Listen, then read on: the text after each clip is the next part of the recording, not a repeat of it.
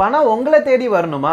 நீங்க இத பண்ணாலே போறோம். இவ்வளவு நாளா விநாயகருக்கு அருகம்புல் போடுறீங்களே, அதோட மகத்துவம் தெரியுமா? ஒரு காலத்துல கௌண்டின்ய மகரிஷி வேலைக்கே போகாம தினமும் விநாயகருக்கு அருகம்புல்லால பூஜை பண்றதையே வேலையா வச்சிட்டு இருந்தாரு. ஆனா அவங்களோட மனைவிக்கு பணம் வீட்டுக்கு வரலையே, சம்பாதிக்கலையேன்னு ஒரு வருத்தம் இருந்துச்சு. பொறுமை தாங்க முடியாம ரிஷி கிட்ட போய் கேட்க, அவர் ஒரு அருகம்புல்ல எடுத்து கொடுத்து இதுக்கு ஈடான பொருளை இந்திரன் கிட்ட போய் வாங்கிட்டு வான்னு சொல்றாரு. அந்த அருகம்புல்ல பார்த்த இந்திரன் சிரிக்கிறாரு. எவ்வளவோ பொன்பொருள் என்கிட்ட இருக்கு, இதுக்கு ஈடான பொருள் என்னால கொடுக்க முடியாதான்னு சிரிக்கிறாரு. உடனே ஒரு திராசை எடுத்து ஒரு சைடுல அருகம்புல்லையும் இன்னொரு சைடுல கற்பக விருட்சம், காமதேனு பல செல்வங்களையும் இந்திரன் வைக்கிறாரு. ஆனா தெராசுல ஒரு அசைவு கூட இல்ல.